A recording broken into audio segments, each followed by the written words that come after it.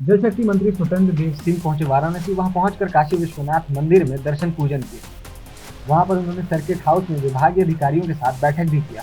बैठक में उन्होंने फिलिस्तीन इजराइल युद्ध पर भी बात की और कहा, रूस यूक्रेन युद्ध में सुरक्षित भारतीय लोगों को देश में लाया गया है। मोदी के नेतृत्व में भारतीय लोग हर जगह सुरक्षित हैं। और आगे कहा कि फिलिस्तीन को समर्थन करने वाले लोगों पर कि कांग्रेस के शासनकाल में आतंकवादियों को लोग छोड़ते हैं और ईमानदारों को जेल भेजते हैं। मोदी के नेतृत्व में आतंक फैलाने वाले लोग जेल के अंदर हैं। आज श्रीनगर भी सुरक्षित है। ऐसे लोगों को देश ने नकार दिया है। 5 राज्यों में हो रहे चुनाव को लेकर भी उन्होंने बात की और कहा, हम एक तरफा विकास के नाम पर चुनाव जीतेंगे। साथ ही साथ देवरिया हत्याकांड को लेकर बोला, जो भी घटना में दोषी होता है उसे छोड़ा नहीं जाता है। नहीं हो पाएगा तो दोबारा कर देंगे। अभी सबसे बड़ा जो मामला चल रहा है वो इजराइल और फिलिस्तीन का चल रहा है।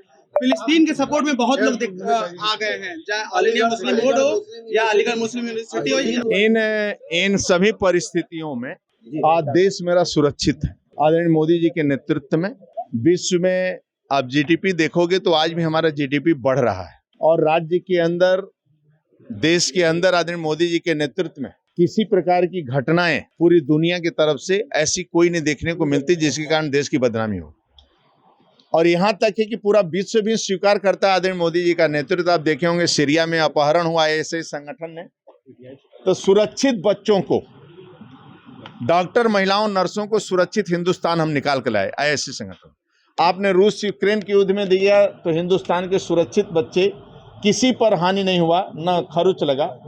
इसलिए हर देश के अंदर, जब अफगानिस्तान में भी हमारे आतंकवादी अपहरण किए और यहाँ भी दोनों देशों से युद्ध जो चल रहा है उसमें भी दोनों हमारे बच्चे, जो ऑपरेशन शुरू हो गया है, वहाँ जो लोग आना चाहते हैं उनको शुरू, यानी आदरणीय मोदी जी के नेतृत्व में पूरा देश की दुनिया में जहाँ भी लोग रहते हैं, देश में भी सुरक्षित हैं, बाहर भी सुरक्षित हैं। लेकिन सर, भारत जो है इजराइल के साथ है, लेकिन असदुद्दीन जो ओवैसी है वो फिलिस्तीन जिंदाबाद के नारे लगा रहे हैं और एएमयू में भी लगातार फिलिस्तीन के आतंकी देखिए देश के अंदर कांग्रेस से लेकर सभी शासन जब से हैं, आपने देखा है, बताने की जरूरत नहीं है, आतंकवादियों को लोग छोड़ते हैं, ईमानदार लोगों को जेल में बंद करते हैं। लेकिन आदरणीय मोदी जी के आने के बाद, राज्य के अंदर आदरणीय योगी जी के आने के बाद, आज गुंडागर्दी करने वाले, आतंक फैलाने वाले वो जेल के अंदर हैं। देश में आप देख ही रहे हैं, आज श्रीनगर से लेकर कच्छ से लेकर कश्मीर तक, कन्याकुमारी से लेकर लखनऊ तक और काशी तक सब लोग सुरक्षित हैं। आप पहले बम फटता था, आज एक बम नहीं फट रहा है। आज श्रीनगर भी सुरक्षित है। आज वहाँ के मुस्लिम बच्चे डॉक्टर, इंजीनियर बन रहे हैं। पहले सेना के ऊपर पत्थर फेंकते थे, आज लोग तिरंगा झंडा, आज लाखों पर्यटक वहाँ जा रहे हैं। श्रीनगर में भी लाखों पर्यटक पहुँच रहे हैं और काशी में भी लाखों पर्यटक पहुँच रहे हैं।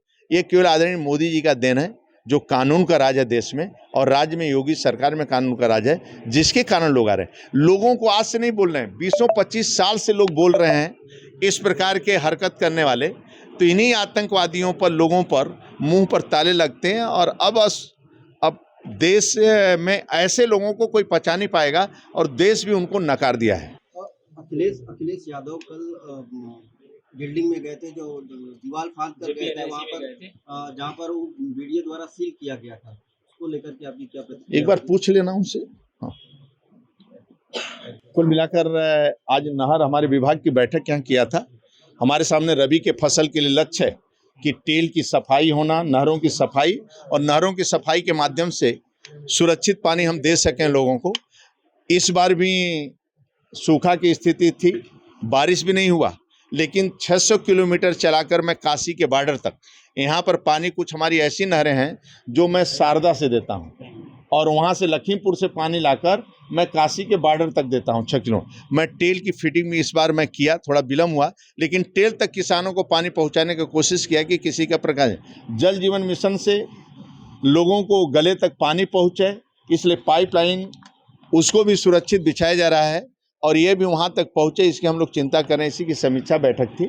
लघु सिंचाई से भी ऐसे स्थान है जहाँ पहाड़ी इलाका है, जहाँ कूप का निर्माण करके उसमें पानी सुरक्षित करके जल स्तर को ठीक किया जाए, उस पर भी हम लोग काम कर रहे हैं। इसलिए सभी क्षेत्रों में काम अच्छा बढ़े, इसके लिए काम करें। उसी की समीक्षा बैठक थी और एक तरह की समीक्षा बैठक ऊर्जा से ओतप्रोत थे लोग और लक्ष्य लिया है कि इस बार हम लोग नहरों की सफाई और रबी के फसल में पलेवा या किसी के समय किसी किसान को पानी का अभाव नहीं होने देंगे।